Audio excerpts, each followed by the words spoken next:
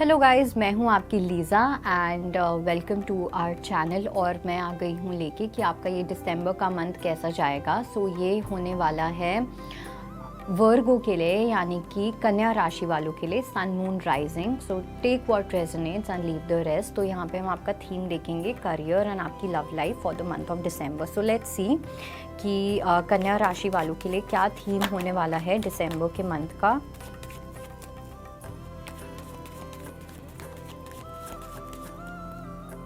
Okay, so we have Six of Swords, we have the Strength, we have Five of Pentacles, and मैं ये वाला card भी ले लेती हूँ, and we have Star.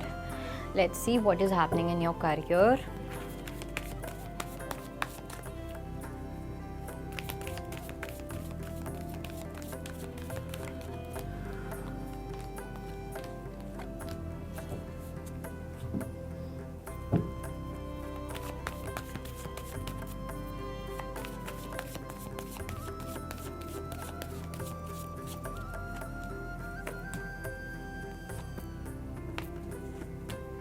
Okay, starting with the theme के अंदर डेफिनेटली आई डू फील कि आप एक नई जर्नी स्टार्ट करते हुए दिखाई दे रहे हो। कुछ लोगों के लिए ऐसा हो सकता है कि एक फिजिकल जर्नी है, इन द सेंस कि आप कहीं पे एक्चुअली में शिफ्ट हो रहे हो, आप अपनी जगह बदल रहे हो, लोकेशन बदल रहे हो, abroad, another city, another state, कुछ भी ऐसा हो सकता है। और कुछ लोगों के लिए मुझे ऐसा लग रहा है कि इमोशनली अंदर से एक मेटाफोरिकली आपकी एक न्यू जर्नी स्टार्ट हो रही है, जिसके ऊपर मतलब अब जस्ट आपने चलना स्टार्ट किया है बेसिकली। ठीक है, जैसे फॉर एग्जाम्पल मुझे यहाँ पे कुछ लोगों के लिए लग रहा है कि आपके ऊपर ना रिस्पॉन्सिबिलिटीज़ बहुत ज़्यादा थी।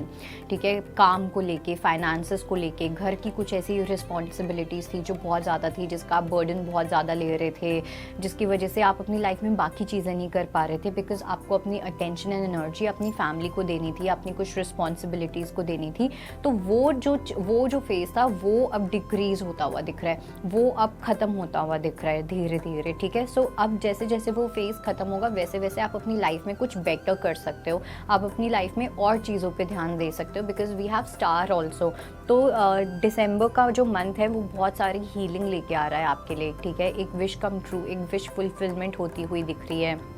ठीक है, आप बहुत ज़्यादा रिलैक्स्ड फील करोगे, एक अच्छी पेस पे आप अपनी लाइफ को जी सकते हो आफ्टर दिसंबर। तो डेफिनेटली जैन से तो बहुत अच्छी एनर्जीज हो जाएंगी आप लोगों की। दिसंबर में ऐसा होगा कि ये एनर्जी ख़त्म होते होते दिसंबर के एंड तक कोई अच्छी एनर्जी स्टार्ट होगी। That kind of energy is there. Coming to your love life now, love life के अंदर ना मुझे ऐसा लग रहा है कि वर्ल्ड का भी कार्ड आया है, अटैचमेंट का और टाइड अप का भी कार्ड आया है। तो मुझे यहाँ पे दो सिनारियोज़ लग रहे हैं। पहला सिनारियो ये है कि अगर आप किसी पर्सन से डिटैच होना चाहते थे, आप किसी पर्सन से मूव ऑन होना चाहते थे, अपनी लाइफ को स्टार्ट करना चाहते थे, तो वो चीज़ यहाँ पे डेफिनेटली होती हुई दिख रही है। Okay, no doubt, for sure. And कुछ लोगों के लिए मुझे ऐसा लग रहा है कि एक पर्सन के साथ आप अटैच थे, आप इस पर्सन के साथ वो कंप्लीशन भी चाहते थे, वो क्लोजर भी चाहते थे, आप चाहते थे कि इस पर्सन के साथ चीज़ें आगे अच्छी हों, आप दोनों को विक्ट्री मिले, आप दोनों की एक सक्सेसफुल मैरिज हो, एक सक्सेसफुल रिलेशनशिप हो। बट बिकॉज आप अपनी रिस्पॉन्सिबिलिटीज़ में, पैसों में, फैमिली की कुछ ऐसी चीज़ें थी जिनमें आप इतना अटके हुए थे, जिसकी वजह से आप यहाँ पे कोई एक्शन नहीं ले पा रहे थे। ऑल टाइड अप वाली एनर्जी थी। ठीक है, चाहकर भी आप कोई एक्शन नहीं ले पा रहे थे। तो वो चीज़ अब आपके यहाँ पे सॉल्व होती हुई दिख रही है ना, आपको उस चीज़ के अंदर विक्ट्री मिलने वाली है। कमिंग टू योर करियर के अंदर यहाँ पे आया है spiritual union, we have sacrifice, authority and destiny. 100% मैं श्योर हूँ इस चीज़ को लेके कि आपका करियर में या तो आपको कोई एक हायर अथॉरिटेटिव पोजीशन मिल सकती है।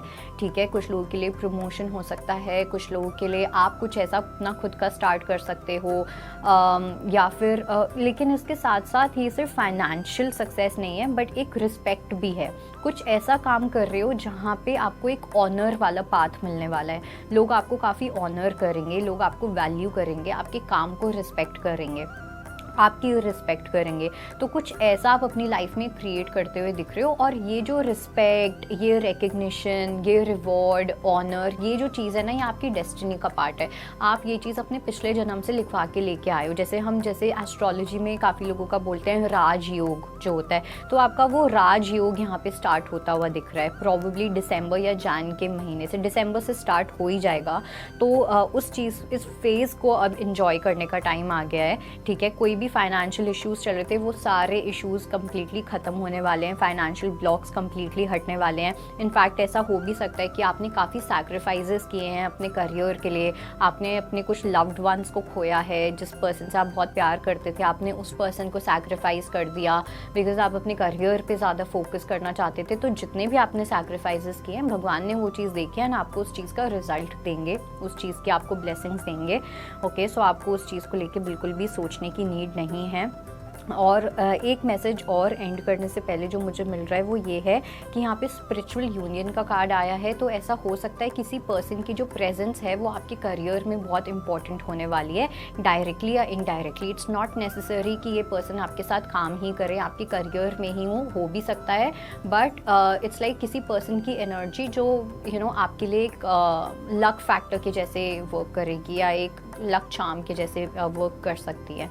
So that was your reading. I hope it helps. I will see you next time. Bye bye, take care.